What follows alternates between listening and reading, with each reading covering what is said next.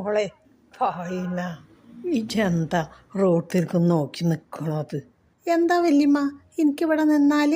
മോളെ പെൺകുട്ടികൾ അങ്ങനെ റോട്ടിലേക്ക് നോക്കി നിൽക്കാൻ പാടില്ല. വല്ല ആണുങ്ങളിൽ നോക്കുകയാണെന്ന് വിചാരിച്ചോട്ടെ വല്യമ്മ, ഞാൻ റിങ്കീഷിനെ കാത്തു നിൽക്കുക.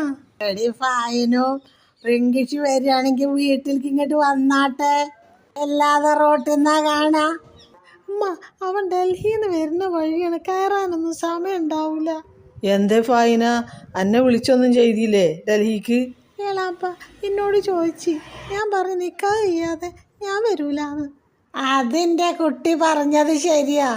മോളെ ഇങ്ങോട്ട് പോയത് കയ്യാതെ വേദിൻ്റെ ഉള്ളിൽ കൂടെ അങ്ങനെ നോക്കണം. നോക്കിക്കോട്ടെ വല്യമ്മ, ചോദിച്ചാൽ ഞാൻ പറഞ്ഞോണ്ട്. എന്ത് ഇജ് കല്യാണം കഴിക്കാൻ പോണ ആളെ നോക്കാൻ നിൽക്കാന്ന് പറയേ? മോളെ പണ്ടത്തെ കാലത്തൊന്നും കാണാൻ വരവും ഇല്ല. കല്യാണം കഴിഞ്ഞാൽ തന്നെ എത്രയോ ദിവസം കഴിഞ്ഞിട്ടാണ് പുതിയാപ്പളിനെ ഒന്ന് കാണുക. എന്നിട്ട് വല്യമ്മ കല്യാണം കഴിഞ്ഞപ്പോൾ നിങ്ങൾക്ക് വല്യപ്പാനെ പറ്റിയ ഇഷ്ടമായി?